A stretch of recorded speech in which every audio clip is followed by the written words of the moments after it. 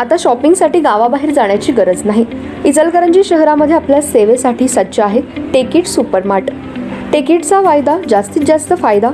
तांदूळ आणि तृणधान्य, कडधान्य, खाद्यतेल, दुग्ध उत्पादने, मसाले, कॉस्मेटिक्स, स्टेशनरी, क्रीडा साहित्य, कपडे, फर्निचर, इलेक्ट्रॉनिक, घरगुती उपकरणे, सायकल्स, फुटवेअर, खेळणी, भेटवस्तू। MRP वर किमान 10 ते 60% सूट। यामध्ये घरगुती वापरात येणाऱ्या टीव्ही, फ्रीज, इलेक्ट्रॉनिक वस्तूवर भरघोस सूट। 10% पासून ते 60% बचत। प्रत्येक वस्तूवर बचत। टेकिट मॉलमध्ये या आणि भरघोस खरेदी करा। एकावर एक फ्री वस्तू मिळवा। यामध्ये घरगुती उपकरणे, कडधान्य व इलेक्ट्रॉनिक वस्तू मिळण्याचं एकमेव ठिकाण म्हणजे टेकिट सुपरमार्ट।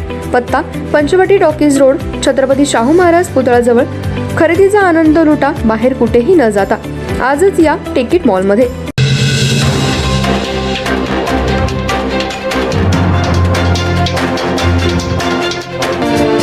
नमस्कार, मी तेजस्विनी मगदूम। एम मराठीमध्ये आपल्या सर्वांचं स्वागत आहे। पाहूया ठळक घडामोडी। कोल्हापूर, सांगली, सातारा व कोकण घाटमाथ्यावर मुसळधार पाऊस पडत असल्यामुळे पंचगंगेची पाणी पातळी 68 फुटांवर आले।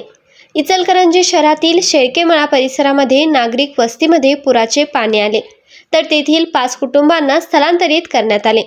महापालिकेचे कर्मचारी साहित्य घेऊन स्थलांतरित करत आहेत। यावेळी आयुक्त ओमप्रकाश दिवटे यांनी संपूर्ण पूरग्रस्त भागात पाहणी केली। इचलकरंजी शहराला पंचगंगा नदीच्या पुराचा फटका मोठ्या प्रमाणात गावभाग परिसर, शेळकेमळा, लक्ष्मीतट, जुना चंदूर रोड, श्रीपाद नगर या आदी भागाला मोठ्या प्रमाणात बसत असतो। गेल्या 4 दिवसापासून मुसळधार पाऊस पडत असल्यामुळे पंचगंगेची सध्या इशारा पातळी 68 वर आली आहे। त्यामुळे नागरी वस्तीमध्ये पाणी आले। सध्या शेळकेमळा परिसरात पाणी आल्यामुळे तेथील 5 कुटुंबांना नाट्यगृह येथे स्थलांतरित करण्यात आले। तसेच त्यांचे साहित्य सध्या महापालिकेचे आपत्ती व्यवस्थापनाचे कर्मचारी टेम्पोतून नेत आहेत। पावसाचा जोर वाढलाय, नदीची पाणी पातळीत ही वाढ झाली। त्यामुळे आयुक्त ओमप्रकाश दिवटे यांनी पंचगंगा नदीघाट पूरग्रस्त भागात जाऊन पाहणी केली व नागरिकांना सूचना केल्या की पुराचे पाणी वाढू लागले, आपण स्थलांतरित व्हा। आपली सगळी व्यवस्था महापालिकेद्वारे नाट्यगृह येथे करण्यात आले, तरी कोणीही घाबरून जाऊ नये, प्रशासन आपल्या पाठीशी आहे, असा आत्मविश्वास आयुक्त यांनी पूरग्रस्त नागरिकांना दिलाय।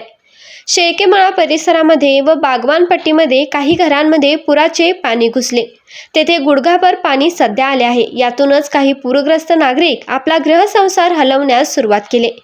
तसेच पूरग्रस्त भागामध्ये नागरिकांना आपत्ती व्यवस्थापनाद्वारे वारंवार सूचना संजय कांबळेही देत आहेत।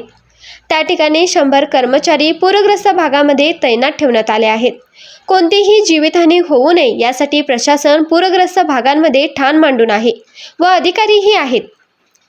आज पूरग्रस्त पंचगंगा आयुक्त ओमप्रकाश दिवटे, उपायुक्त प्रसाद काटकर, आरोग्य अधिकारी डॉक्टर सुनील व महापालिकेचे कर्मचारी व नागरिक मोठ्या संख्येने उपस्थित होते।